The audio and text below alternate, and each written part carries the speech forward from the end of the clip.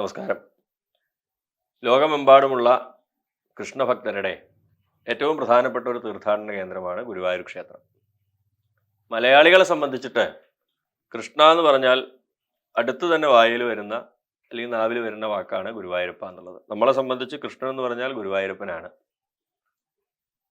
അത് ഏത് ക്ഷേത്രത്തിൽ പോയാലും, ഏത് കൃഷ്ണക്ഷേത്രത്തിൽ പോയാലും എല്ലാവരും പ്രാർത്ഥിക്കുന്നതാണ് കൃഷ്ണ ഗുരുവായൂരപ്പ എന്ന്. ആ ഒരു വിളിയോട് ഗുരുവായൂരപ്പനെ അഭിസംബോധന ചെയ്തിട്ടാണ്, അല്ലെങ്കിൽ ഗുരുവായൂരപ്പനാണ് നമുക്ക് കൃഷ്ണൻ.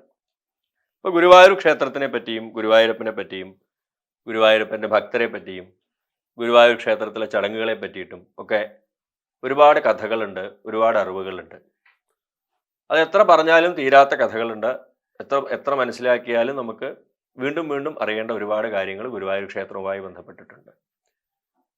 ഇപ്പോൾ കോടാനുകോടി ഭക്തർ എത്തിച്ചേരുന്ന ഗുരുവായൂർ ക്ഷേത്രത്തിലെ നിത്യചടങ്ങുകൾ, അല്ലെങ്കിൽ ഗുരുവായൂരപ്പൻ്റെ ഒരു ദിവസം ഗുരുവായൂർ ക്ഷേത്രത്തിൽ രാവിലെ നട തുറന്ന് രാത്രി നട അടയ്ക്കുന്നത് വരെ ആ ഭഗവാന്റെ ചടങ്ങുകൾ എന്തൊക്കെയാണ് ആ ക്ഷേത്രത്തിൽ നടക്കുന്നത് എന്നറിയാൻ താല്പര്യമുള്ള ഒരുപാട് ഭക്തജനങ്ങളുണ്ട്. അപ്പോൾ സാധാരണ ഒരു ഭക്തനെ സംബന്ധിച്ചിട്ട് ഒരു ദിവസത്തെ മുഴുവൻ ചടങ്ങുകളും കാണാനായിട്ട് ഗുരുവായൂർ ചെന്നാലും അവിടുത്തെ തിരക്ക് മൂലം നമുക്കതിന് സാധിക്കില്ല. ഇപ്പോൾ നിർമ്മാല്യ ദർശനം വളരെ കുറച്ച് സമയമേ ഉള്ളൂ, കുറച്ച് ഭക്തർക്കേ കാണാൻ പറ്റുള്ളൂ. നിർമ്മാല്യ ദർശനം കണ്ട ഒരു ഭക്തന് വാകച്ചാർത്ത് കാണാൻ പറ്റില്ല.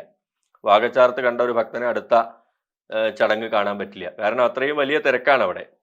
അപ്പം അതുകൊണ്ട് തന്നെ നമ്മൾ ഗുരുവായൂർ ക്ഷേത്രത്തിൽ നിന്ന ഭക്തന്മാർക്ക് ആ ഗുരുവായൂരപ്പൻ്റെ ചില ഭാഗങ്ങൾ അല്ലെങ്കിൽ ചടങ്ങുകൾ മാത്രം ഒരു നോക്ക് കാണാനേ സാധിക്കുള്ളൂ.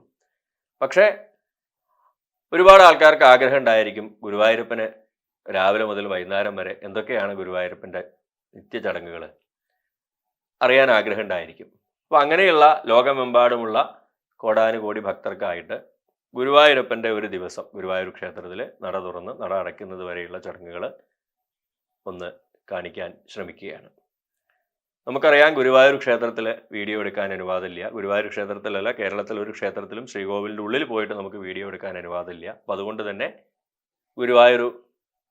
ഗുരുവായൂരപ്പൻ്റെ പോലെയുള്ള ഒരു വിഗ്രഹം, അതേപോലെയുള്ള വിഗ്രഹം പ്രത്യേകമായിട്ട് സെറ്റ് ചെയ്തിട്ട് ആ ഗുരുവായൂർ ക്ഷേത്രത്തിൽ നടക്കുന്ന അതേ ചടങ്ങുകൾ അതേപോലെ തന്നെ വ്യത്യാസങ്ങളൊന്നുമില്ലാതെ ആ ഭക്തജനങ്ങൾക്ക് മനസ്സിലാക്കുന്നതിനായിട്ട് കാണിക്കുകയാണ്. എന്തെങ്കിലും അതിൽ പോരായ്മകളോ തെറ്റുകുറ്റങ്ങളോ ഉണ്ടെങ്കിൽ സാദരം ക്ഷമിക്കണമെന്ന് അപേക്ഷിക്കുന്നു. ഗുരുവായൂരപ്പൻ്റെ വിഗ്രഹം നമ്മളെല്ലാവരും ചിത്രത്തിൽ കണ്ടതുപോലെ ചതുർബാഹുവായിട്ടുള്ള വിഗ്രഹമാണ്. ചതുർബാഹു എന്ന് പറഞ്ഞാൽ 4 കൈകളോട് കൂടിയിട്ടുള്ള വിഗ്രഹം. മഹാവിഷ്ണുവിൻ്റെ വിഗ്രഹമാണ്. ചക്രം, സുദർശന ചക്രം, ശംഖ്, അതുപോലെ തന്നെ ഗദ, താമര, പത്മം. നമ്മൾ ഗുരുവായൂരപ്പൻ്റെയൊക്കെ ധ്യാനത്തിൽ പറയുന്ന പോലെ പീതാംബരം കരവിരാജിത ശംഖചക്ര കൗമോദകി സരസിജം കരുണാസമുദ്രം. മഞ്ഞപ്പട്ടുടുത്ത് ചക്രവും ശംഖും ഗദയും പത്മവും പിടിച്ചു നിൽക്കുന്ന രീതിയിലാണ് ഗുരുവായൂരപ്പൻ്റെ വിഗ്രഹം ഉള്ളത്. സാധാരണ ക്ഷേത്രങ്ങളിൽ ഭൂരിഭാഗവും സാധാരണ കരിങ്കല്ലുകൊണ്ട്, കൃഷ്ണശില കൊണ്ടുള്ള വിഗ്രഹമായിരിക്കും. പക്ഷെ ഗുരുവായൂരപ്പൻ്റെ വിഗ്രഹം എന്ന് പറയുന്നത് പാതാളാഞ്ജനം എന്ന് പറഞ്ഞിട്ടുള്ള പ്രത്യേകമായിട്ടുള്ള ഒരു ശില കൊണ്ട് നിർമ്മിച്ചിട്ടുള്ള വിഗ്രഹമാണ്. ഐതിഹ്യപ്രകാരം ദ്വാരകയിൽ ദേവകിയും വസുദേവരും പൂജിച്ചിരുന്ന വിഗ്രഹമാണ് ഈ ഗുരുവായൂരപ്പൻ്റെ വിഗ്രഹം. ആ വിഗ്രഹം ദ്വാരകയുടെ പതനത്തിന് ശേഷം ജലത്തിൽ പൊന്തിക്കിടന്നുവെന്നും അത് ദേവഗുരുവായിട്ടുള്ള ബൃഹസ്പതിയും അതുപോലെ തന്നെ വായു ഭഗവാനും കൂടി ഇന്ന് നമ്മളെ ഗുരുവായൂരപ്പൻ എൻ്റെ ക്ഷേത്രം സ്ഥിതി ചെയ്യുന്ന സ്ഥലത്ത് പ്രതിഷ്ഠിച്ചു എന്നാണ് ഐതിഹ്യം. അപ്പോൾ ആ കാലം മുതലുള്ള എത്രയോ ആയിരക്കണക്കിന് വർഷങ്ങളെ പഴക്കമുള്ള ഒരു വിഗ്രഹമാണ് ഗുരുവായൂരപ്പൻ്റെ വിഗ്രഹം. ആ വിഗ്രഹത്തിൻ്റെ പ്രത്യേകത ഒന്ന്, ലോകമെമ്പാടുമുള്ള കോടിക്കണക്കിന് ഭക്തന്മാരെ ആകർഷിക്കുന്ന അതിതേജസ്സായിട്ടുള്ള ചൈതന്യവത്തായിട്ടുള്ള വിഗ്രഹമാണ് ഗുരുവായൂരപ്പൻ്റെ വിഗ്രഹം. സാധാരണ ഇപ്പോൾ ഗുരുവായൂർ ക്ഷേത്രത്തിൽ ഉള്ളിൽ മുഴുവൻ സ്വർണം കൊണ്ടുള്ള വിളക്കുകളാണ്, പൂർണ്ണമായും സ്വർണം കൊണ്ടുള്ള വിളക്കുകളാണ്. അതുപോലെ തന്നെ അവിടെ ഉപയോഗിക്കുന്ന പൂജാപാത്രങ്ങളൊക്കെ സ്വർണം കൊണ്ടുള്ള പൂജാപാത്രങ്ങളാണ്. സ്വർണവും വെള്ളിയും മാത്രമാണ് ഗുരുവായൂരപ്പൻ്റെ ശ്രീകോവിലിൽ നിവേദ്യങ്ങളാക്കുന്നതിനും പൂജയ്ക്കുമായിട്ട് അല്ലെങ്കിൽ ഗുരുവായൂരപ്പൻ്റെ പൂജയ്ക്കായിട്ട് ഉപയോഗിക്കുന്ന മുഴുവൻ സ്വർണവും കുറച്ച് വെള്ളിയാണ്. അപ്പോൾ ഇത്രയൊക്കെ സ്വർണ്ണ വിളക്കുകളിൽ നെയ്യൊഴിച്ച് നെയ്വിളക്കാണ് ഗുരുവായൂർ ശ്രീകോവിലിൽ മുഴുവൻ കത്തുന്നത്. സാധാരണ രീതിയിൽ ആ ശ്രീകോവിലിനുള്ളിൽ അസാധ്യമായ ചൂടാണ്. അവിടെ നിന്നും മേൽശാന്തി പദം ഒഴിഞ്ഞ മേൽശാന്തിമാരുടെയൊക്കെ ബലാഭിമുഖത്തിലും പറഞ്ഞിട്ടുണ്ട് ഗുരുവായൂരപ്പൻ്റെ ശ്രീകോവിലിൽ അസാധ്യമായിട്ടുള്ള ചൂടാണ്. പക്ഷെ ഇത്രയൊക്കെ ചൂടുണ്ടെങ്കിലും ആ ഗുരുവായൂരപ്പൻ്റെ വിഗ്രഹം ഒരു തരത്തിലും ചൂട് പിടിക്കാറില്ല എന്നാണ് മുൻ മേൽശാന്തിമാർ പറഞ്ഞു വന്നിട്ടുള്ള അറിവ്. മറ്റൊന്ന്, ആ ഗുരുവായൂരപ്പന് നമ്മൾ കളഭം ചാർത്താറുണ്ട്. പല ഭാവത്തിലും പല രൂപത്തിലും ഗുരുവായൂരപ്പൻ്റെ ദിവസവും ഉച്ചപൂജയ്ക്ക് ചന്ദനം ചാർത്താറുണ്ട്. ഗുരുവായൂരപ്പൻ്റെ മുഖത്ത് ചന്ദനവും താഴെ കളഭവുമാണ് സാധാരണ ചാർത്താറുള്ളത്. ചന്ദനത്തിൻ്റെ കൂടെ കുങ്കുമപ്പൂവ്, ഗോരോചനം, പനിനീര്, അതുപോലെ തന്നെ പച്ചക്കർപ്പൂരം ഇതെല്ലാം ചേർത്ത് അരച്ചിട്ടാണ് വളരെ സുഗന്ധപൂരിതമായിട്ടുള്ള കളഭം തയ്യാറാക്കുന്നത്. അപ്പോൾ അരയ്ക്ക് താഴെ, ഈ കഴുത്തിന് താഴെ കളഭവും മുകളിൽ മുഖം ചന്ദനവുമാണ് സാധാരണ ഗുരുവായൂരപ്പന് ചാർത്തുക. കളഭച്ചാർത്ത് അല്ലെങ്കിൽ ചന്ദനം ചാർത്ത് ഒരുപാട് ക്ഷേത്രങ്ങളുണ്ട്. പക്ഷെ പൊതുവെ എല്ലാ ക്ഷേത്രങ്ങളിലും ഈ ചൂട് മൂലം, വിളക്കിൽ നിന്നുള്ള ചൂട് മൂലം രാവിലെ കളഭം ചാർത്തിയിട്ട് വൈകിട്ടാകുമ്പോഴേക്കും അല്ലെങ്കിൽ പിറ്റേ ദിവസം ആകുമ്പോഴേക്കും ആ ചാർത്തിയിട്ടുള്ള കളഭമൊക്കെ അതിലെ ജലാംശമൊക്കെ പോയിട്ട് വിണ്ടു പോയിട്ടുണ്ടാവും, അവിടെയും ഇവിടെയൊക്കെ പൊട്ടി പോയിട്ടുണ്ടാവും. സ്വാഭാവികമായിട്ട് സംഭവിക്കുന്നതാണ്, ചൂട് വരുമ്പോൾ പൊട്ടിപ്പോണതാണ്. പക്ഷേ ഗുരുവായൂരപ്പനെ ചാർത്തിയിട്ടുള്ള കളഭം ഉച്ചപൂജയ്ക്ക് കളഭം ചാർത്തി കഴിഞ്ഞാൽ പിറ്റേ ദിവസം നിർമാല്യ സമയത്തും അതുപോലെ തന്നെ പൊട്ടാതെ, ഉണങ്ങാതെ, അതിൽ ഈർപ്പമൊന്നും നഷ്ടപ്പെടാതെ, വിള്ളാതെ, അതുപോലെ തന്നെ ആ തണുപ്പോട് കൂടി ഇരിക്കുന്നുണ്ടാവുമെന്നാണ് മുൻ മേൽശാന്തിമാർ പറഞ്ഞു വന്നിട്ടുള്ള അറിവ്. അത് ആ ഗുരുവായൂരപ്പൻ്റെ ആ വിഗ്രഹത്തിൻ്റെ ഒരു പ്രത്യേകത, ആ ഗുരുവായൂരപ്പൻ്റെ ഒരു ശക്തി തന്നെയാണ് കാണിക്കുന്നത്. ആ കളഭത്തിന് യാതൊരു തരത്തിലുള്ള വാട്ടവും ഉണക്കവും സംഭവിക്കില്ല എന്നുള്ളത്. അപ്പം അങ്ങനെ വളരെയധികം പ്രത്യേകതകൾ നിറഞ്ഞിട്ടുള്ള ഒരു വിഗ്രഹമാണ് ഗുരുവായൂർ ക്ഷേത്രത്തിൻ്റെ ശ്രീകോവിലിൽ ഉള്ളത്. ഗുരുവായൂർ ക്ഷേത്രത്തിലെ സാധാരണ നിത്യനിദാനം എന്ന് പറയുന്നത്, നിത്യവും 3 മണിക്കാണ് ആ ക്ഷേത്രത്തിലെ നട തുറക്കുന്നത്. 3 മണിക്ക് നട തുറക്കുന്നതോടുകൂടി ഗുരുവായൂരപ്പൻ്റെ ഒരു ദിവസം ആരംഭിക്കും. അപ്പം 3 മണിക്ക് ഗുരുവായൂരപ്പൻ്റെ നട തുറക്കണമെന്നുണ്ടെങ്കിൽ അതിനു മുമ്പായിട്ട് ആ ക്ഷേത്രത്തിലെ ജീവനക്കാരെ എല്ലാവരും അതിനു മുമ്പായിട്ട് അതിനു വേണ്ട ഒരുക്കങ്ങൾ ആരംഭിക്കേണ്ടതാണ്. അപ്പോൾ നമുക്ക് ഇനി ഗുരുവായൂരപ്പൻ്റെ ആ തിരുനട തുറന്നതിന് ശേഷം അല്ലെങ്കിൽ നട തുറക്കുന്നത് മുതലുള്ള ആ ചടങ്ങുകൾ നമുക്ക് കാണാം. ഭൂലോക വൈകുണ്ഠമായിട്ടുള്ള ഗുരുവായൂർ ക്ഷേത്രത്തിലെ രാവിലെ 3 മണിക്കാണ് നട തുറക്കുക. 3 മണിക്ക് മുമ്പായിട്ട് മേൽശാന്തി, കീഴ്ശാന്തിമാരൊക്കെ കുളിച്ചു വരും. കീഴ്ശാന്തിമാർ മേൽശാന്തിയേക്കാൾ മുമ്പ് കുളിച്ചു വരും. കുളിച്ചു വന്ന് ആ ഭഗവാന്റെ മുഖമണ്ഡപം, നമ്മളെല്ലാവരും കാണുന്ന ഗുരുവായൂരപ്പൻ്റെ ശ്രീകോവിലിൻ്റെ ആ സോപാനം, ക്ഷേത്രത്തിലേക്ക് കയറിപ്പോകുന്ന ആ സ്റ്റെപ്പ് കയറി കാണുന്ന ആദ്യത്തെ വാതിൽ തുറന്നാൽ കാണുന്ന ആ ഭാഗത്തിനാണ് മുഖമണ്ഡപം എന്ന് പറയുക. ആ മുഖമണ്ഡപത്തിലെ വിളക്കുകളൊക്കെ കീഴ്ശാന്തിമാരാണ് വെക്കുന്നത്. ആ ഭഗവാന്റെ വിഗ്രഹം പ്രതിഷ്ഠിച്ചിരിക്കുന്ന ഏറ്റവും പ്രധാനപ്പെട്ട ഭാഗത്തിന് ഗർഭഗൃഹം എന്നാണ് പറയുക. ആ ഗർഭഗൃഹത്തിൻ്റെ വാതിൽ മേൽശാന്തിയാണ് തുറക്കേണ്ടത്. അതാണ് 3 മണിക്ക് മേൽശാന്തി തുറക്കുന്നത്. ഒരു 2:35 കൂടി മേൽശാന്തി ആ യുദ്ധതീർത്ഥത്തിൽ കുളിച്ച്, സാധാരണ മേൽശാന്തി എല്ലാ ക്ഷേത്രത്തിൻ്റെ വടക്കു ഭാഗത്തു കൂടിയാണ് ക്ഷേത്രത്തിനകത്തേക്ക് വരിക. പലരും കണ്ടിട്ടുണ്ടായിരിക്കും മേൽശാന്തി വരുമ്പോൾ വഴി എന്ന് പറഞ്ഞിട്ട് അദ്ദേഹത്തിൻ്റെ സഹായി മുന്നിലൂടെ നടക്കുന്നത്. പക്ഷേ രാവിലെ മേൽശാന്തി നേരെ മുന്നിലൂടെ, കിഴക്കേ നടയിലൂടെ, നമ്മളെല്ലാവരും ദർശനത്തിന് പോകുന്ന ആ വഴിയിലൂടെ അകത്ത് വന്ന് ആ നേരെ ഗണപതി ഭഗവാന്റെ അവിടെ പോയി, ഗണപതി ഭഗവാന്റെ നട അപ്പോഴേക്കും തുറന്നിട്ട് വിളക്ക് വെച്ചിട്ടുണ്ടാവും.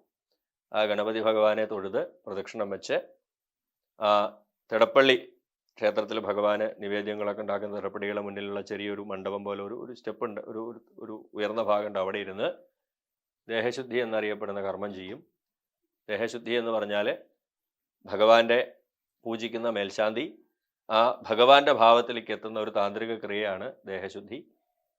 മന്ത്രങ്ങളെ കൊണ്ടും പ്രാണായാമങ്ങളെ കൊണ്ടും മുദ്രകളെ കൊണ്ടും ആ ഭഗവാന്റെ ഭാവത്തിലേക്ക് എത്തുന്ന, തന്നെ സ്വയം ഒരു ഭഗവാന്റെ ഭാവത്തിലേക്ക് എത്തുന്ന അതിവിശേഷപ്പെട്ട ഒരു താന്ത്രിക ചടങ്ങാണ് ദേഹശുദ്ധി. ആ ദേഹശുദ്ധി ചെയ്ത് മേൽശാന്തി തയ്യാറായിട്ടിരിക്കും. 3 മണിയോടുകൂടി ക്ഷേത്രത്തിൻ്റെ മണി 3 അടിക്കും.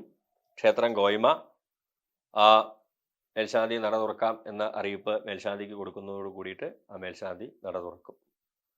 ആ മണിയടിച്ച് ശംഖനാദം അപ്പോൾ പുറത്ത് മുഴങ്ങുന്നുണ്ടായിരിക്കും. മണിയടിച്ച് നട തുറക്കും. നട തുറന്നാൽ മേൽശാന്തി അകത്ത് വന്നിരുന്ന് ആ പൂജാപാത്രങ്ങളൊക്കെ, കിണ്ടി, ശംഖ്, ചന്ദനവടം മുതലായതൊക്കെ സെറ്റ് ചെയ്തിട്ട് മേൽശാന്തി ശംഖുപൂരണം എന്ന ചടങ്ങ് ആരംഭിക്കും. കൃത്യം 3 മണിക്ക് ശ്രീകോവിലിൻ്റെ മുന്നിലെ മണിയടിച്ച് മേൽശാന്തി നട തുറന്ന് അകത്ത് കയറി ഗർഭഗൃഹത്തിൽ കയറി ആ ഭഗവാന്റെ സമീപത്തായി ഇരുന്ന് പൂജയ്ക്ക് ആവശ്യമായിട്ടുള്ള പൂജാപാത്രങ്ങളെല്ലാം ഒരുക്കി വെച്ച് ശംഖുപൂരണം എന്ന ചടങ്ങ് ആരംഭിക്കും. ഭഗവാന്റെ അഭിഷേകം അല്ലെങ്കിൽ ഭഗവാന്റെ ആദ്യത്തെ നീരാടല്, ഇത് അതുപോലെ തന്നെ ഭഗവാന്റെ എല്ലാ പൂജകളും സപ്തനദിയിൽ നിന്നുള്ള തീർത്ഥങ്ങളെ കൊണ്ട് വേണമെന്നുണ്ട്. 7 നദികളിലെ തീർത്ഥങ്ങളുടെ സാന്നിധ്യം അവിടെ ആവശ്യമാണ്.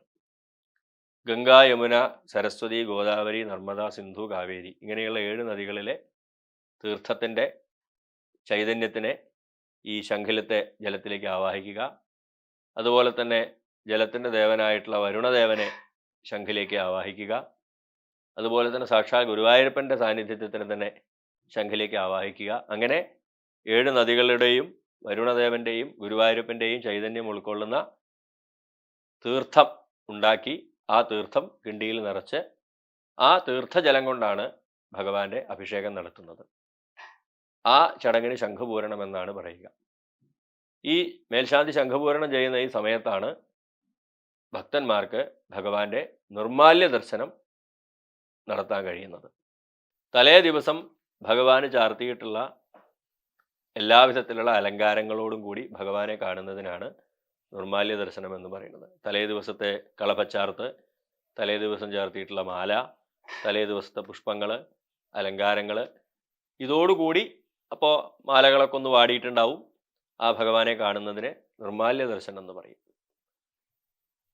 നിർമാല്യ ദർശനം തൊഴുന്നത് വളരെ പുണ്യകരമായിട്ടുള്ള അല്ലെങ്കിൽ വളരെ പ്രധാനപ്പെട്ട ഒരു വളരെ വിശേഷപ്പെട്ടുള്ള ഒരു കാര്യമായിട്ടാണ് നമ്മുടെ പൂർവികന്മാർ പറയാറുള്ളത്. രാത്രി അത്താഴപൂജ കഴിഞ്ഞ് ഭഗവാന്റെ നട അടച്ചതിന് ശേഷം ദേവന്മാർ വന്ന് ആ ഭഗവാനെ പൂജിക്കുന്നു എന്നാണ് സങ്കല്പം. ഗുരുവായൂർ വളരെ മഹാക്ഷേത്രമാണ്, അല്ലെങ്കിൽ ഗുരുവും വായുവും കൂടി പ്രതിഷ്ഠിച്ചുള്ള ക്ഷേത്രമാണ്. അതുകൊണ്ട് തന്നെ രാത്രി ദേവന്മാർ വന്ന് ഭഗവാനെ പൂജിക്കുന്നു. അങ്ങനെ ദേവന്മാർ പൂജിച്ച ആ വിഗ്രഹമാണ് പിറ്റേ ദിവസം രാവിലെ നട തുറക്കുമ്പോൾ നമ്മൾ കാണുന്നത്. അതുകൊണ്ട് തന്നെ ഭഗവാന്റെ നിർമാല്യ ദർശനത്തിന് വളരെ പ്രാധാന്യമുണ്ട്. മാത്രമല്ല, ഭഗവാൻ അത്താഴപൂജ കഴിഞ്ഞ് തൻ്റെ തുരീയാവസ്ഥ അല്ലെങ്കിൽ ആ യോഗനിദ്രയിലേക്ക് പോയി. ആ നിദ്രാസമയത്താണ് എല്ലാവരും വളരെ ശാന്തരായിട്ടിരിക്കുന്നത്. ആ നിദ്രയിൽ നിന്നും ഭഗവാൻ ഉണരുന്ന സമയമാണ് ആ നിർമാല്യ ദർശനം. അപ്പം അതുകൊണ്ട് തന്നെ ആ സമയത്തെ ദർശനത്തിന് വളരെയധികം പ്രാധാന്യമുണ്ട്. അങ്ങനെ ഭഗവാന്റെ നിർമാല്യ ദർശനം അല്പസമയം നീളും. ആ മേൽശാന്തി തൻ്റെ ശംഖുപൂരണം എന്ന ചടങ്ങ് കഴിഞ്ഞാൽ പിന്നീട് ഭഗവാന്റെ ആദ്യത്തെ ഭഗവാന് ചാർത്തിയിട്ടുള്ള ആഭരണങ്ങളും മാലകളൊക്കെ മാറ്റി എണ്ണ അഭിഷേകത്തിനുള്ള ഒരുക്കങ്ങൾ ആരംഭിക്കും.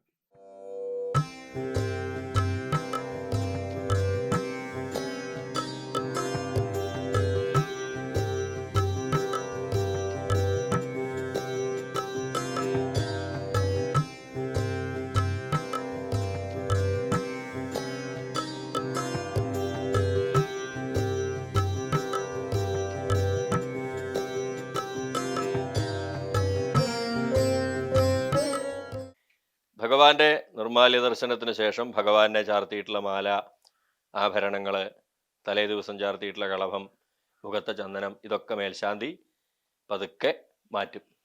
മാറ്റിയതിന് ശേഷം ഭഗവാന് നടക്കുന്ന ചടങ്ങ് എണ്ണ അഭിഷേകം, തൈലാഭിഷേകമാണ്. അതിനായിട്ട് തലേ ദിവസം തന്നെ അതിനവകാശപ്പെട്ടവർ നല്ലെണ്ണ, നന്നായിട്ട് നല്ല ചക്കിലാട്ടിയിട്ടുള്ള നല്ലെണ്ണ, എള്ളാട്ടിയിട്ടുള്ള നല്ലെണ്ണ അവിടെ ഒരു വെള്ളി കുടത്തിലാക്കിയിട്ട് കൊണ്ടുവച്ചിട്ടുണ്ടാവും. അതൊക്കെ കെട്ടിക്കൊണ്ടുവച്ചിട്ടുണ്ടാവും. ആ നല്ലെണ്ണ മേൽശാന്തി ഭഗവാന് അഭിഷേകം ചെയ്യും. 6 നാഴി നല്ലെണ്ണയാണ് ഭഗവാൻ എല്ലാ ദിവസവും, അതായത് എല്ലാ ദിവസവും രാവിലെ എണ്ണ തേച്ച് കുളി ഭഗവാന് നിർബന്ധമാണ്. അതിനായിട്ട് 6 നാഴി നല്ലെണ്ണ, 6 നാഴി നല്ലെണ്ണ ആ ഭഗവാനെ മേൽശാന്തി പൂർണ്ണമായിട്ടും അഭിഷേകം ചെയ്യും. ഈ നല്ലെണ്ണ, ഭഗവാൻ ആദ്യത്തെ ആടിയിട്ടുള്ള നല്ലെണ്ണ എല്ലാവിധത്തിലുള്ള രോഗങ്ങൾക്കും വളരെ വിശേഷപ്പെട്ടതാണ്. മേൽപ്പത്തൂരിൻ്റെ വാതരോഗം മാറ്റിയതിൽ ഏറ്റവും പ്രധാനം ഈ നല്ലെണ്ണ പ്രസാദമാണ്. മേൽപ്പത്തൂരിന് നാരായണീയം രചിക്കാനൊക്കെ ഏറ്റവും പ്രധാനമായിട്ട് ഈ നല്ലെണ്ണയാണ് അദ്ദേഹത്തെ സഹായിച്ചെന്ന് പറയും. എത്രയോ ഭക്തർക്ക് ഈ നല്ലെണ്ണയുടെ ആ ഔഷധ ഗുണം അനുഭവിച്ചറിയാൻ കഴിഞ്ഞിട്ടുണ്ട്. ഇന്നും പ്രസാദമായിട്ട് നമുക്ക് ഈ നല്ലെണ്ണ ഗുരുവായൂരിൽ നിന്നും ലഭിക്കുന്നതാണ്. ഭഗവാന്റെ തൈലാഭിഷേകത്തിന് ശേഷം വാകച്ചാർത്ത് നടക്കും. നല്ല ശുദ്ധമായിട്ടുള്ള നന്നായി പൊടിച്ച നെന്മേനി വാകപ്പൊടി ആ എണ്ണ ചാർത്തിയിട്ടുള്ള ഭഗവാന്റെ ആ ശരീരത്തിലുടനീളം തേച്ചു പിടിപ്പിക്കുന്നതിനാണ് വാകച്ചാർത്ത് എന്ന് പറയുന്നത്. പഴയ കാലത്ത് സോപ്പിന് പകരം ഉപയോഗിച്ചിരുന്നതാണ് വാക. ആ ഭഗവാന്റെ എണ്ണയാടിയിട്ടുള്ള ആ ശരീരം നല്ല രീതിയിൽ വൃത്തിയാക്കുന്നതിന് വേണ്ടിയിട്ട് മേൽശാന്തി ആ ഭഗവാന്റെ ശരീരത്തിൽ മുഴുവനായിട്ടും ആ വാകപ്പൊടി പൂർണ്ണമായിട്ടും തേക്കും. ഈ ഒരു ദർശനത്തിനാണ് ഈ ഒരു സമയത്തിനാണ് നമ്മൾ വാകച്ചാർത്ത് എന്ന് പറയുന്നത്. ഈ സമയത്ത് ദർശനം അതിവിശേഷമാണ്. വളരെ കുറച്ച് ഭക്തർക്ക് മാത്രമേ ഈ സമയത്ത് ദർശനം നടത്താൻ കഴിയുകയുള്ളൂ. ഭഗവാന്റെ വാകച്ചാർത്ത് ദർശനം എന്ന് പറയുന്നത് വളരെ വളരെ വളരെ വിശേഷപ്പെട്ടതാണ്. ഭഗവാന്റെ വാക ചാർത്തിയിട്ടുള്ള ആ ശരീരത്തിൽ മേൽശാന്തി പിന്നീട് നല്ല ശുദ്ധജലം ഒഴിച്ച് ആ ഭഗവാന്റെ ശരീരം നന്നായിട്ട് വളരെ മൃദുവായിട്ട് തേച്ച് കഴുകും. സാധാരണ ക്ഷേത്രങ്ങളിൽ ഈ അഭിഷേകം ചെയ്ത് വാക ചാർത്തി കഴിഞ്ഞാൽ ഇഞ്ച എന്ന മരത്തിൻ്റെ തൊലി ഉപയോഗിച്ചിട്ടാണ് ആ വിഗ്രഹം നന്നായിട്ട് തേച്ച് കഴുകാറുള്ളത്. പക്ഷേ ഗുരുവായൂരപ്പൻ ഒരു ബാലഭാവത്തിൽ, ഒരു കുട്ടിയുടെ ഭാവത്തിലായതുകൊണ്ട് ഇഞ്ച ഉപയോഗിക്കാറില്ല. വളരെ മൃദുവായിട്ട് അധികം ബലം പ്രയോഗിക്കാതെ ആ മേൽശാന്തി തന്നെ ആ ഭഗവാന് ചാർത്തിയിട്ടുള്ള വാകയൊക്കെ പതുക്കെ ജലമൊഴിച്ച് വൃത്തിയായിട്ട് ആ ഭഗവാന്റെ ശരീരം തേച്ച് ആ വാക മുഴുവൻ, ആ എണ്ണമെഴുക്ക് മുഴുവൻ, ആ ഭഗവാന്റെ എണ്ണയുടെ അംശങ്ങൾ കളയാനാണ് വാക ചാർത്തിയിരിക്കുന്നത്. അങ്ങനെ ആ വാക ചാർത്തിയത് മാറ്റും. വാകച്ചാർത്ത് കഴിഞ്ഞ് ആ ഭഗവത് ശരീരമൊക്കെ വൃത്തിയാക്കിയതിന് ശേഷം ആ ഗുരുവായൂരപ്പന് ശംഖാഭിഷേകം നടക്കും. ആ സ്വർണം കൊണ്ടുള്ള കിണ്ടിയിലെ ആ തീർത്ഥജലം മേൽശാന്തി അതുപോലെ തന്നെ 4 ഓദിക്ക കുടുംബങ്ങളിലെ 4 പേരും ചേർന്ന് ആ ഭഗവാന് വളരെ വിശേഷപ്പെട്ട വേദമന്ത്രങ്ങൾ ചൊല്ലി ഭഗവാന് വലംബിരി ശംഖ് കൊണ്ട്, സ്വന്തവും രത്നമൊക്കെ പഠിപ്പിച്ചിട്ടുള്ള വലംബിരി ശംഖ് കൊണ്ട് ആ ഭഗവാന് ശംഖാഭിഷേകം നടത്തും. ഏറ്റവും പ്രധാനമായിട്ടുള്ളത് വേദത്തിൽ പറയുന്ന മന്ത്രങ്ങളിൽ ഏറ്റവും പ്രധാനപ്പെട്ട, ശുദ്ധികരമായിട്ടുള്ള മന്ത്രങ്ങളിൽ ഏറ്റവും പ്രധാനപ്പെട്ട സപ്തശുദ്ധി എന്ന മന്ത്രം 108 തവണ ഭഗവാന് ദിവസവും അഭിഷേകം ചെയ്യുന്നുള്ളതാണ്. ശംഖു ഉപയോഗിച്ചിട്ട് സപ്തശുദ്ധി മന്ത്രങ്ങളെ കൊണ്ട് 4 ഓദിക്കന്മാർ ചേർന്ന് ഭഗവാന് 108 മന്ത്രങ്ങൾ ചൊല്ലി അഭിഷേകം ചെയ്യും. അതുപോലെ തന്നെ മറ്റു വിശേഷപ്പെട്ട ഒരുപാട് മന്ത്രങ്ങൾ മേൽശാന്തി ഭഗവാന് സ്വർണം കെട്ടിയ വലംബിരി ശംഖു ഉപയോഗിച്ചിട്ട് അഭിഷേകം ചെയ്യും. ഗുരുവായൂരപ്പൻ്റെ ശംഖാഭിഷേകം കഴിഞ്ഞാൽ പിന്നീട് മലർ നിവേദ്യത്തിനുള്ള ഒരുക്കങ്ങളായി. അപ്പം അതിനു മുമ്പായിട്ട് ഭഗവാന്റെ തിരുനെറ്റിയിൽ ഒരു തുളസി ചാർത്തും. അത് ചന്ദനം കൂട്ടിയിട്ട് ഒരു തുളസി ആ ഭഗവാന്റെ തിരുനെറ്റിയിൽ ചാർത്തും. ഭഗവാൻ ഏറ്റവും പ്രധാനപ്പെട്ടതാണല്ലോ തുളസി. അതിനുശേഷം ഭഗവാന്റെ സ്വർണ്ണക്കിരീടങ്ങളിൽ ഒന്ന് ചാർത്തും. ഇത് നമ്മൾ പ്രത്യേകമായിട്ട് ഒരു ഭക്തജനങ്ങൾക്ക് മനസ്സിലാക്കാൻ വേണ്ടി എടുക്കുന്ന ഒരു വീഡിയോ ആയതുകൊണ്ട് നമുക്ക് സ്വർണ്ണക്കിരീടം ഒന്നും കാണിക്കാൻ പറ്റില്ല. അതുകൊണ്ട് വെള്ളി കൊണ്ടുള്ള ഒരു കിരീടമാണ് കാണിച്ചിരിക്കുന്നത്.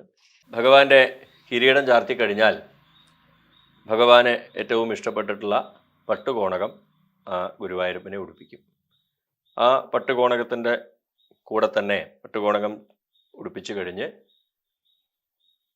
ഭഗവാന് നിരവധി അരഞ്ഞാണങ്ങളുണ്ട് സ്വർണം കൊണ്ടുള്ളത്. അതിൽ ഒരരഞ്ഞാണവും ഭഗവാന് ചാർത്തും. ഇവിടെ പ്രത്യേകം പറയുന്നു, ഗുരുവായൂർ ക്ഷേത്രത്തിൽ പൂർണ്ണമായിട്ടും സ്വർണം കൊണ്ടുള്ള ആഭരണങ്ങളാണ് ഉപയോഗിക്കുന്നത്. ഇവിടെ നമ്മൾ ഈ പ്രത്യേകമായിട്ട് ഭക്തജനങ്ങൾക്ക് മനസ്സിലാക്കുന്നതിന് വേണ്ടിയിട്ട് ഇത് എടുക്കുക ആയതുകൊണ്ട് സ്വർണം കൊണ്ടുള്ള ആഭരണങ്ങളൊന്നും കാണിക്കാൻ ബുദ്ധിമുട്ടുണ്ട്. അതുകൊണ്ട് തന്നെ വെള്ളി കൊണ്ടുള്ള ആഭരണങ്ങളാണ് കാണിക്കുന്നത്. കിങ്ങിണി, ഓടക്കുഴല്, അതുപോലെ തന്നെ കിരീടം, ഭഗവാന്റെ എല്ലാ ആഭരണങ്ങളും സ്വർണം കൊണ്ടുള്ളതാണ്. കിങ്ങിണിയും അതുപോലെ തന്നെ പട്ടുകോണകവും ചാർത്തി കഴിഞ്ഞാൽ ഒരു വനമാല. ഗുരുവായൂർ ക്ഷേത്രത്തിൽ 3 പുഷ്പങ്ങൾ മാത്രമേ ഉപയോഗിക്കുള്ളൂ. തെച്ചി, തുളസി, താമര. ചെത്തി, മന്ദാരം, തുളസി എന്നുള്ള പാട്ടിലൊക്കെ പറയുന്നുണ്ടെങ്കിലും പ്രധാനമായിട്ടും ചെത്തി അല്ലെങ്കിൽ തെച്ചി, തുളസി, താമര ഈ 3 പുഷ്പങ്ങൾ മാത്രമേ ഗുരുവായൂർ ക്ഷേത്രത്തിൽ പൂജയ്ക്കായിട്ട് ഉപയോഗിക്കാറുള്ളൂ. അപ്പോൾ ഭഗവാനെ ഈ പുഷ്പങ്ങളെ കൊണ്ടുണ്ടാക്കിയിട്ടുള്ള ഒരു മാല ഭഗവാന് ചാർത്തും. അതിനുശേഷം ഭഗവാന്റെ മലർ നിവേദ്യം ആരംഭിക്കാറായി. അഭിഷേകത്തിന് ശേഷം ഭഗവാന്റെ ആദ്യത്തെ അലങ്കാരങ്ങൾ കഴിഞ്ഞാൽ പിന്നീട് ഭഗവാന്റെ മലർ നിവേദ്യ സമയമായി. ഗുരുവായൂർ ക്ഷേത്രത്തിനെ സംബന്ധിച്ചിട്ട് നട അടച്ചിട്ടാണ് എല്ലാ നിവേദ്യങ്ങളും നട അടച്ചതിന് ശേഷമാണ്. അപ്പോൾ ഒരു 3:30 കൂടി മലർ നിവേദ്യത്തിനായിട്ട് നട അടയ്ക്കും. ഭഗവാന്റെ മുന്നിൽ വലിയ 2 പാത്രങ്ങളിൽ, ഇതുപോലെയൊന്നല്ല, വലിയ 2 പാത്രങ്ങളിൽ ധാരാളമായിട്ട് മലര്, അതിൽ ഉമിയൊക്കെ കളഞ്ഞ് വൃത്തിയാക്കിയിട്ടുള്ള നല്ല വെളുത്ത നല്ല മലര്, ആ മലരിൻ്റെ മുകളിലേക്ക് കദളിപ്പഴം, ശർക്കര ഇതെല്ലാം വെച്ച് ആ ഭഗവാന് മലർ നിവേദ്യമായി. ഭഗവാന്റെ ആദ്യത്തെ ഭക്ഷണമാണ് മലർ നിവേദ്യം. ഭഗവാന്റെ മലർ നിവേദ്യത്തിന് ശേഷം ഭഗവാന്റെ ആദ്യത്തെ മുഖാലങ്കാരം നടക്കും. മുഖാലങ്കാരം എന്ന് പറഞ്ഞാൽ ഭഗവാന്റെ മുഖത്ത് നന്ന അരച്ച ശുദ്ധമായ ചന്ദനം കൊണ്ട് ഭഗവാന്റെ മുഖം അലങ്കരിക്കുക, ചന്ദനം ചാർത്തൽ. ഗുരുവായൂർ ക്ഷേത്രത്തിനെ സംബന്ധിച്ചിട്ട് മുഖം ചന്ദനവും താഴെ കളഭവുമാണ് ചാർത്തുക. അപ്പോൾ ആ ഭഗവാന്റെ ആദ്യത്തെ മുഖം ചന്ദനം ചാർത്ത് ആണ് പിന്നീട് നടത്തുന്ന, അല്ലെങ്കിൽ മലർ നിവേദ്യത്തിന് ശേഷം നടക്കുന്ന ചടങ്ങ്.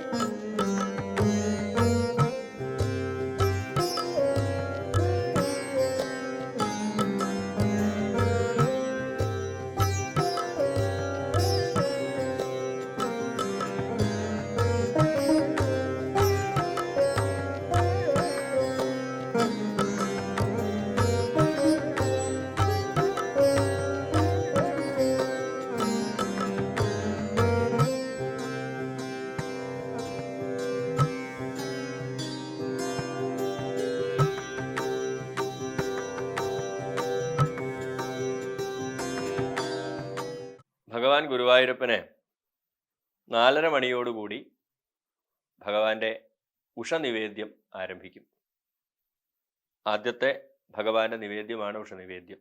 അതിന് ധാരാളമായിട്ടുള്ള അരവണപ്പായസം അല്ലെങ്കിൽ നെയ്പ്പായസം, ധാരാളം ശർക്കര ചേർത്തിട്ടുള്ള ധാരാളം നെയ്പ്പായസം, ധാരാളമായിട്ടുള്ള വെള്ള നിവേദ്യം, അതുപോലെ തന്നെ വെണ്ണ, ധാരാളം കദളിപ്പഴം, അതുപോലെ തന്നെ പഞ്ചസാര, ഇതെല്ലാം തയ്യാറാക്കി വെച്ചിട്ടുണ്ടായിരിക്കും. ഇത് ഗുരുവായൂർ ക്ഷേത്രത്തിനെ സംബന്ധിച്ച് വലിയ വലിയ കാതൻ ചെമ്പുകളിലും ചരക്കുകളിലുമാണ് ഈ ശർക്കര പായസവും അതുപോലെ തന്നെ നിവേദ്യമൊക്കെ തയ്യാറാക്കിയിട്ട് ഭഗവാന് നിവേദിക്കുക. നമ്മളിത് ഭക്തജനങ്ങൾക്ക് അറിയുന്നതിന് വേണ്ടിയിട്ട് പ്രത്യേകമായിട്ട് കാണിക്കുക ആയതുകൊണ്ട് അത് ചുരുങ്ങിയ രീതിയിൽ കാണിക്കുന്നു എന്നേ ഉള്ളൂ. ആ ഭഗവാന്റെ ഉഷ നിവേദ്യത്തിൻ്റെ ചടങ്ങുകൾ മുഴുവനാക്കിയിട്ട് ഒരു 5 മണിയോടുകൂടി ആ നട തുറക്കും. ഗുരുവായൂരപ്പൻ്റെ ഉഷനിവേദ്യത്തിന് ശേഷം അതിൻ്റെ ചടങ്ങുകളെല്ലാം കഴിഞ്ഞ് 5 മണിയോടുകൂടി നട തുറക്കും. അത് കഴിഞ്ഞ് അല്പസമയം ഭക്തജനങ്ങൾക്ക് ദർശനത്തിനുള്ള സമയമാണ്. 5:30 മണിയോടുകൂടി ഭഗവാന്റെ ആദ്യത്തെ പൂജയായിട്ടുള്ള പ്രഭാത പൂജയായിട്ടുള്ള എതിർത്ത് പൂജ ആരംഭിക്കും. സൂര്യൻ ഉദിച്ചു വരുമ്പോൾ ആ സൂര്യനെ എതിരേറ്റ് ചെയ്യുന്ന പൂജയായതുകൊണ്ട് അതിന് എതിരേറ്റ് പൂജ, എതിർത്ത് പൂജ എന്ന് പറയാറുണ്ട്. ഇതാണ് ഭഗവാന്റെ ആദ്യത്തെ പൂജ. പൂജ എന്ന് പറഞ്ഞാൽ മണികൊട്ടി പൂജ എന്ന് പറയും. വിശദമായിട്ട് ചെയ്യുന്ന പൂജ, അതാണ് മണികൊട്ടി പൂജ എന്ന് പറയുന്നത്. അതിൻ്റെ നിവേദ്യം എന്ന് പറയുന്നത് വെള്ള നിവേദ്യമാണ് ഭഗവാന് നിവേദിക്കുക. ആദ്യത്തെ പൂജയ്ക്ക് ഭഗവാന്റെ നിവേദ്യം ധാരാളമായിട്ടുള്ള, അതിനൊരു കണക്ക് 6:15 എന്നൊക്കെ പറയും, ഒരു വലിയ പാത്രത്തിൽ ധാരാളമായിട്ടുള്ള നിവേദ്യം ആ ആദ്യത്തെ പൂജയ്ക്ക് ഭഗവാന് നിവേദിക്കും.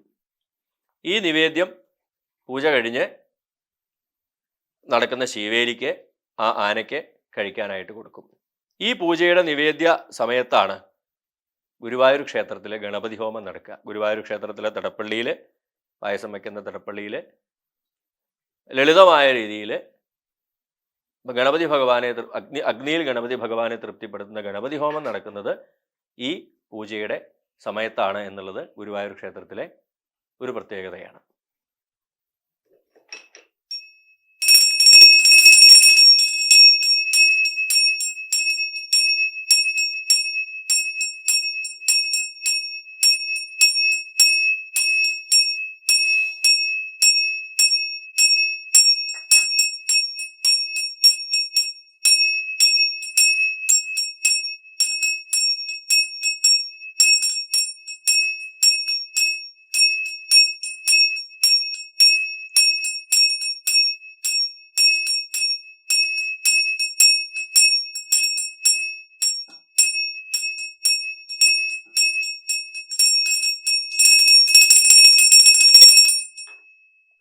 ഭഗവാന്റെ രാവിലത്തെ ശീവേലിക്ക് ശേഷം നമ്മുടെ നിഴലിൻ്റെ നീളം 12 അടി ആകുന്ന സമയത്ത് പന്തീരടി പൂജ നടക്കും.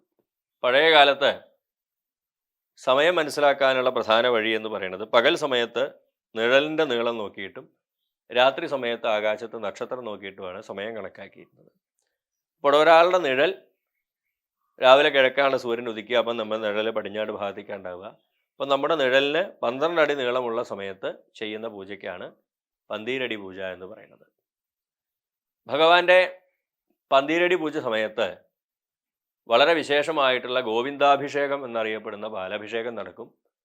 അതുപോലെ തന്നെ വളരെ പ്രധാനമായിട്ടുള്ള ഭഗവാന്റെ ചൈതന്യവർദ്ധനവിന് പറഞ്ഞിട്ടുള്ള കർമ്മങ്ങളിൽ ഏറ്റവും പ്രധാനപ്പെട്ടതായിട്ടുള്ള നവകാഭിഷേകം, 9 കലശക്കുടങ്ങളിൽ തീർത്ഥം നിറച്ച് ഭഗവാനെ അഭിഷേകം ചെയ്യുന്ന നവകാഭിഷേകവും നടക്കും. അപ്പോൾ വളരെ വിശേഷപ്പെട്ട 2 അഭിഷേകങ്ങളോട് കൂടിയിട്ടുള്ള പൂജയാണ് പന്തീരടി പൂജ. ഈ പൂജയുടെ തീർത്ഥം സേവിക്കുന്നതും, അതായത് ഭഗവാൻ അഭിഷേകം ചെയ്ത പാല്, നവക അഭിഷേകം ചെയ്തിട്ടുള്ള തീർത്ഥം, ഇത് സേവിക്കുന്നതും വളരെ വിശേഷപ്പെട്ടതാണ്. ഭഗവാന്റെ പന്തീരടി പൂജ സമയത്താണ് വളരെ വിശേഷമായിട്ടുള്ള ഗോവിന്ദാഭിഷേകം എന്ന പാലാഭിഷേകം നടക്കുന്നത്. ധാരാളം ശുദ്ധമായ പശുവിൻ പാല് ആ ഭഗവാനെ ധാരാളമായിട്ട് വലിയ വലിയ പാത്രങ്ങളിൽ കൊണ്ടുവന്ന് ആ ഭഗവാൻ അഭിഷേകം ചെയ്യും.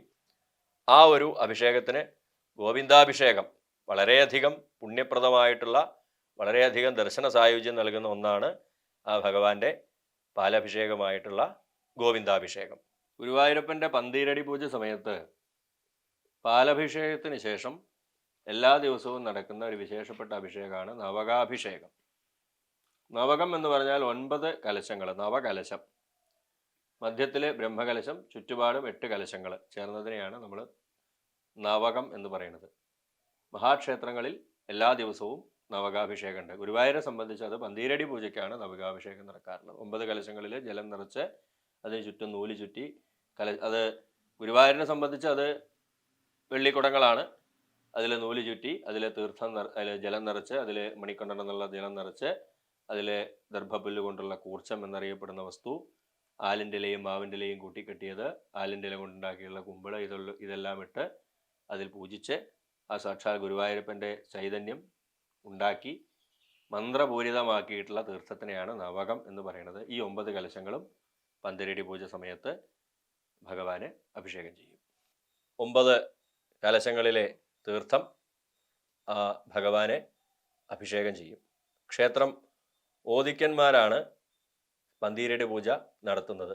അതുകൊണ്ട് തന്നെ ഗോവിന്ദാഭിഷേകം, നവകാഭിഷേകം എന്നിവ നടത്തുന്നതും ക്ഷേത്രം ഓദിക്കന്മാരാണ്. 9 കലശക്കുടങ്ങളിലെയും തീർത്ഥം അതിൻ്റെ ക്രമമനുസരിച്ച് ഭഗവാനെ തുടർച്ചയായിട്ട് അഭിഷേകം ചെയ്ത് ആ ചടങ്ങുകൾ പൂർണ്ണമാക്കും.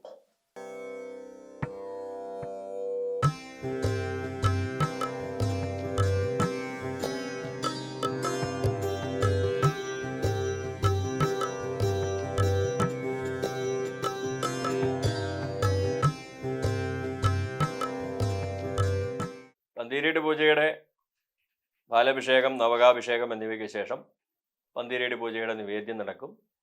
പാൽപ്പായസം, വെള്ള നിവേദ്യം എന്നിവയാണ് പന്തീരടി പൂജയുടെ നിവേദ്യം. പന്തീരടി പൂജയുടെ നിവേദ്യത്തിന് ശേഷം നടയടച്ച് ആ ഭഗവാന്റെ മുഖം മാത്രം ചന്ദനം ചാർത്തി ഭഗവാനെ നല്ല ഉടയാടകൾ, പട്ട്, അതും അല്ലെങ്കിൽ പാവുമുണ്ട് മുതലായവെല്ലാം ഉടുപ്പിച്ച് മാലകളൊക്കെ ചാർത്തി അതിമനോഹരനാക്കി ആ ഭഗവാന്റെ നട തുറന്ന് ഭക്തർക്ക് ദർശനം നൽകും. ഭഗവാൻ ഗുരുവായൂരപ്പൻ്റെ പന്തീരടി പൂജയ്ക്ക് ശേഷം പിന്നീട് ഒരു 2 മണിക്കൂറോ കൂടുതൽ സമയം ഭക്തജനങ്ങൾക്ക് ഭഗവാനെ ദർശിക്കുവാനുള്ള സമയമാണ്. ധാരാളമായിട്ടുള്ള ഭക്തജനങ്ങൾ ആ സമയത്ത് ഭഗവാനെ ദർശിച്ച് സായുജ്യം അടയും. 11:30 മണിയോടുകൂടി ഭഗവാന്റെ ഉച്ചപൂജ ആരംഭിക്കും. ഭഗവാൻ ഗുരുവായൂരപ്പന് നടത്തുന്ന പൂജകളിൽ ഏറ്റവും വിശേഷമായ പൂജയാണ് ഉച്ചപൂജ. വിഭവസമൃദ്ധമായിട്ടുള്ള വിഭവങ്ങളോട് കൂടിയിട്ടുള്ള പൂജയാണ് ഉച്ചപൂജ. മാത്രമല്ല ഉച്ചപൂജ സപരിവാര പൂജ എന്നറിയപ്പെടുന്ന വളരെ വിശേഷപ്പെട്ട പൂജയാണ്. ഭഗവാനും ഭഗവാന്റെ പരിവാരങ്ങൾക്കും എല്ലാവർക്കും ചേർത്ത് ഒന്നിച്ചു പൂജിക്കുന്ന പൂജയ്ക്കാണ് സപരിവാര പൂജ എന്ന് പറയുക. ആ സപരിവാര പൂജയായിട്ടുള്ള ഉച്ചപൂജയുടെ നിവേദ്യങ്ങൾ വളരെ വിശേഷപ്പെട്ടതാണ്. പ്രധാനമായിട്ടും ധാരാളമായിട്ടുള്ള നിവേദ്യം, അതുപോലെ തന്നെ സ്വർണ്ണ ഉരുളിയിൽ പാൽപ്പായസം, 4 കറി എന്നറിയപ്പെടുന്ന കാളൻ, അതായത് മോരൊഴിച്ച കൂട്ടാൻ, ഓലൻ, എരിശ്ശേരി, അതുപോലെ തന്നെ കായ വറുത്തത്, പഴനുറുക്ക്, ത്രിമധുരം, പാലടപ്രഥമൻ, പഴപ്രഥമൻ, തൈര്, ഇങ്ങനെ പഴയ കാലത്തുണ്ടായിരുന്ന കേരളത്തിലെ ഒരു സദ്യയുടെ സമ്പ്രദായം അതുപോലെ തന്നെയാണ് ഗുരുവായൂർ ക്ഷേത്രത്തിൽ നടക്കുന്നത്. അപ്പോൾ വളരെ വിഭവസമൃദ്ധമായിട്ടുള്ള വിഭവങ്ങളോട് കൂടിയിട്ടുള്ള ഉച്ചപൂജയാണ് ഭഗവാന് നടക്കുക. ഉച്ചപൂജയുടെ നിവേദ്യത്തിന് കുറച്ച് കൂടുതൽ സമയമെടുക്കും. കാരണം ഭഗവാന് തടപ്പള്ളിയിൽ ഉണ്ടാക്കിയിട്ടുള്ള എല്ലാ നിവേദ്യങ്ങളും ഉച്ചപൂജയ്ക്ക് ഭഗവാന് നിവേദിക്കും. ഉച്ചപൂജയുടെ നിവേദ്യം കഴിഞ്ഞ് നട അടച്ചതിന് ശേഷമാണ് ഭഗവാന്റെ കളഭച്ചാർത്ത് ആരംഭിക്കുക. മുഖം ചന്ദനം ചാർത്തിയിട്ടുണ്ടായിരിക്കും. ഭഗവാന്റെ മുഖത്തിന് താഴേക്ക് കളഭം ചാർത്തി ഭഗവാനെ കമനീയമായ രീതിയിൽ പല ഭാവങ്ങളിൽ അണിയിച്ചൊരുക്കുന്നതാണ് കളഭച്ചാർത്ത്. കളഭച്ചാർത്ത് കഴിഞ്ഞിട്ടാണ് ഭഗവാന്റെ ഉച്ചപൂജ നട തുറക്കുന്നത്.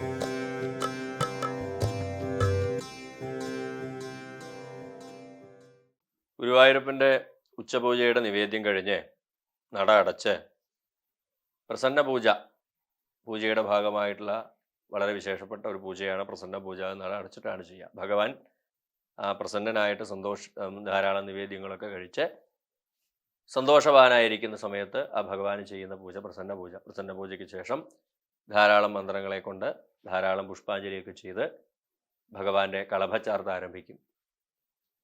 ഗുരുവായൂരപ്പൻ്റെ മുഖം ചന്ദനം ചാർത്തി കഴിഞ്ഞിട്ടുണ്ടാവും. അതിനുശേഷം താഴേക്ക് കളഭം ചാർത്തും. സുഗന്ധപൂരിതമായിട്ടുള്ള നല്ല തണുപ്പ് നിറഞ്ഞ ആ വിശേഷമായിട്ടുള്ള കളഭം ഉപയോഗിച്ചിട്ട് മേൽശാന്തി അദ്ദേഹത്തിന് മനസ്സിൽ എന്ത് ഭാവമാണോ ആ ഭാവത്തിൽ ഗുരുവായൂരപ്പനെ കളഭം ചാർത്തും. എത്രയോ ഭാവങ്ങളിൽ എത്രയോ രൂപങ്ങളിൽ ഗുരുവായൂരപ്പൻ്റെ കളഭച്ചാർത്തുണ്ട്. ആ കളഭച്ചാർത്തിനെ പറ്റിയിട്ടുള്ള ഒരുപാട് അറിവുകൾ ഓരോ ദിവസത്തെയും ഗുരുവായൂരപ്പൻ്റെ ഉച്ചപൂജ അലങ്കാരം എന്ന ഒരു പ്രഭാഷണ പരമ്പരയിൽ പലരും അറിഞ്ഞിട്ടുണ്ടായിരിക്കും. അപ്പം അതുപോലെ മേൽശാന്തിക്ക് എങ്ങനെയാണോ തോന്നുന്നത് ആ ഭാവത്തിൽ മേൽശാന്തി ഗുരുവായൂരപ്പനെ കളഭം ചാർത്തി അലങ്കരിക്കും. അത് പട്ടുടുപ്പിച്ചിട്ടും പട്ടുകോണം കൊടുപ്പിച്ചിട്ടും ഉരലിൽ കെട്ടിയിട്ടും മൂഞ്ഞാലാടിയിട്ടും കാളിയമർദ്ദനായിട്ടും പശുവിനെ ചാരി നിൽക്കുന്നതുമായിട്ട് ഓരോ മേൽശാന്തിമാർക്കും ഓരോ ദിവസവും എന്താണോ ആ ഭഗവാൻ തോന്നിപ്പിക്കുന്നത് അതിനനുസരിച്ച് മേൽശാന്തിമാർ ആ കണ്ണനെ ചന്ദനം ചാർത്തി കളഭം ചാർത്തിയിട്ട് അലങ്കരിക്കും. ഭഗവാന്റെ ഉച്ചപൂജയ്ക്ക് ശേഷം വൈകുന്നേരം ഭഗവാന്റെ ഉച്ചശീവേലി നടക്കും. സാധാരണ ക്ഷേത്രങ്ങളിൽ ഉച്ചപൂജയ്ക്ക് ശേഷം ഉടൻ തന്നെ ശീവേലി നടക്കാറുണ്ട്. സാധാരണ 5 പൂജയും 3 ശീവേലിയും നടക്കുന്ന ഒരുപാട് മഹാക്ഷേത്രങ്ങൾ കേരളത്തിലുണ്ട്. ആ ക്ഷേത്രങ്ങളിൽ എല്ലാം ഉച്ചപൂജയ്ക്ക് ശേഷം ഉടൻ തന്നെ ഉച്ചശീവേലി നടക്കും. പക്ഷേ ഗുരുവായൂർ ക്ഷേത്രത്തിനെ സംബന്ധിച്ചിട്ട് ഉച്ചപൂജ കഴിഞ്ഞ് വൈകുന്നേരം നട തുറന്നിട്ടാണ് ഭഗവാന്റെ ശീവേലി നടക്കുക, ഉച്ചശീവേലി നടക്കുക. ആ ഉച്ചശീവേലിക്ക് ശേഷം സന്ധ്യയോട് കൂടിയിട്ട് അസ്തമയത്തിനനുസരിച്ചിട്ട് ഭഗവാന് ദീപാരാധന നടത്തും. ഗുരുവായൂർ ക്ഷേത്രത്തിലെ ദീപാരാധനയ്ക്ക് ഒരു കൃത്യസമയമില്ല. അസ്തമയം എപ്പോഴാണോ അസ്തമയത്തിനനുസരിച്ചിട്ടാണ് ഗുരുവായൂർ ക്ഷേത്രത്തിൽ ദീപാരാധന നടക്കുക. ദീപാരാധനയ്ക്ക് നട അടച്ച് ഭഗവാനെ 5 തട്ടുകളുള്ള ദീപാരാധന തട്ടിൽ ആ ഭഗവാനെ മേൽശാന്തി ഒഴിയും. അതിനുശേഷം നല്ല പച്ചക്കർപ്പൂരം അത് കർപ്പൂര തട്ടിൽ കത്തിച്ചിട്ടും മേൽശാന്തി ഭഗവാനെ ദീപാരാധന നടത്തും.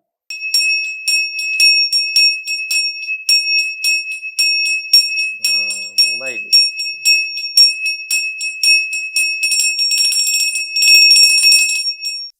ഭഗവാന്റെ ദീപാരാധനയ്ക്ക് ശേഷം പിന്നീട് നടക്കുന്നത് അത്താഴപൂജയാണ്.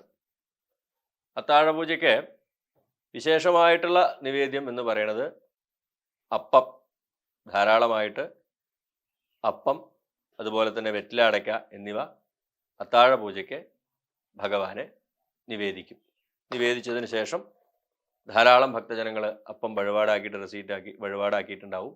ആ ഭക്തജനങ്ങൾക്ക് ഈ അപ്പം വിതരണം ചെയ്യും. ഗുരുവായൂരപ്പൻ്റെ അത്താഴപൂജയ്ക്ക് ശേഷം അത്താഴ ശീവേലി നടക്കും. അത്താഴ ശീവേലിയുടെ അവസാനത്തെ പ്രദക്ഷിണം കഴിഞ്ഞ് മേളത്തോടു കൂടി ആനയുടെ പുറത്ത് ഭഗവാൻ എഴുന്നള്ളി ഭക്തജനങ്ങൾക്ക് കണ്ണിനും കാതിനും ഒക്കെ കുളിർമയേറിയുള്ള മേളത്തോടു കൂടി ആ ശീവേലി അവസാനിപ്പിച്ച് ആ ഭഗവാൻ ശ്രീലകത്തേക്ക് തിരിച്ചെഴുന്നള്ളും. പിന്നീട് തൃപ്പുക എന്ന ചടങ്ങാണ് ക്ഷേത്രത്തിൽ നടക്കുക. സാധാരണ ഗുരുവായൂരപ്പൻ്റെ എല്ലാ പൂജകളും ചെയ്യുന്നത് മേൽശാന്തിയാണ് എല്ലാ പൂജകളും. ഗുരുവായൂരപ്പൻ്റെ അമ്മയുടെ സ്ഥാനത്ത് നിന്ന് എല്ലാ പൂജകളും ചെയ്യുന്നത് മേൽശാന്തിയാണെങ്കിലും തൃപ്പുക എന്ന ചടങ്ങ് നടക്കുന്നത് കീഴ്ശാന്തിമാരാണ്. പഴയ കാലങ്ങളിലെ രാജാക്കന്മാരൊക്കെ ഉറങ്ങുന്നതിന് മുമ്പ് സുഗന്ധദ്രവ്യങ്ങൾ പുകയ്ക്കുക എന്നൊരു ചടങ്ങുണ്ടായിരുന്നു. പല പഴയ പാട്ടുകളിലൊക്കെ കേട്ടിട്ടുണ്ടാവും. സുഗന്ധദ്രവ്യങ്ങൾ പുകച്ച സുഗന്ധപൂരിതമായിട്ടുള്ള അന്തരീക്ഷത്തിൽ ഉറങ്ങുക. അപ്പം അതിനെ അനുസ്മരിപ്പിക്കുന്ന രീതിയിൽ ഭഗവാന് തൃപ്പുക എന്ന ചടങ്ങ് നടത്തും. നട അടച്ചിട്ടാണ് ചെയ്യുക.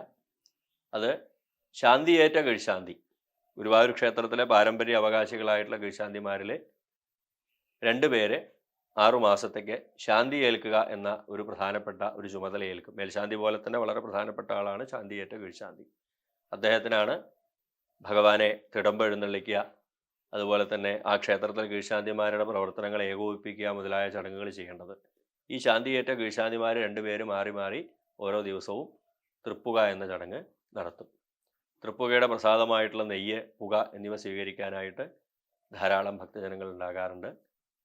അതുപോലെ തന്നെ അന്നത്തെ കണക്കുകൾ ഭഗവാനെ അവതരിപ്പിക്കുന്ന ഓലവായന എന്ന ചടങ്ങും എല്ലാ ദിവസവും ഗുരുവായൂർ ക്ഷേത്രത്തിൽ നടക്കും. ഈ ചടങ്ങുകളെല്ലാം പൂർത്തിയാക്കിയതിന് ശേഷം ഭഗവാന്റെ നട അടയ്ക്കും. അതോടുകൂടി ഭഗവാൻ യോഗനിദ്രയിൽ ആകും. ലോകമെമ്പാടുമുള്ള കോടിക്കണക്കിനായിട്ടുള്ള ഗുരുവായൂരപ്പ ഭക്തർക്ക് ആ ഗുരുവായൂരപ്പൻ്റെ ഒരു ദിവസത്തെ ചടങ്ങുകൾ ഒന്ന് മനസ്സിലാക്കി കൊടുക്കുക എന്ന ഉദ്ദേശത്തോടു കൂടിയിട്ട് പ്രത്യേകമായിട്ട് ഒരു ഭഗവാൻ ഗുരുവായൂരപ്പൻ്റെ ഒരു വിഗ്രഹം സജ്ജീകരിച്ച് ആ ഗുരുവായൂർ ക്ഷേത്രത്തിൽ നടക്കുന്ന പൂജകൾ ഏകദേശം അതുപോലെ കാണിച്ച് ആ ഗുരുവായൂർ ക്ഷേത്രത്തിലെ ആ ഭഗവാന്റെ ആ വിശേഷപ്പെട്ട പൂജകളുടെയൊക്കെ ഉദ്ദേശവും ആ പൂജകളുടെയൊക്കെ അർത്ഥവും ആ പൂജകൾ ഏതെല്ലാം സമയത്ത് എന്തൊക്കെ നിവേദ്യങ്ങളോടുകൂടിയും എന്തൊക്കെ ചടങ്ങുകളോടുകൂടിയും ചെയ്യുന്നു എന്ന് ആ ഭക്തർക്ക് മനസ്സിലാക്കി കൊടുക്കുക എന്നതാണ് ഈ വീഡിയോയുടെ ഉദ്ദേശം. ഗുരുവായൂർ ക്ഷേത്രത്തിലെ ചെയ്യുന്നത് പോലെ പൂർണ്ണമായിട്ടും നമുക്കൊരിക്കലും പുറത്തുനിന്ന് കാണിക്കാൻ പറ്റില്ല. എങ്കിലും എന്തെങ്കിലും തരത്തിലുള്ള കുറവുകളോ കുറ്റങ്ങളോ ഈ വീഡിയോകളിൽ ഉണ്ടെങ്കിൽ അത് ഗുരുവായൂരപ്പ ഭക്തരായിട്ടുള്ള പ്രേക്ഷകരെ സാദരം ക്ഷമിക്കണമെന്ന് കൂടി അഭ്യർത്ഥിക്കുന്നു.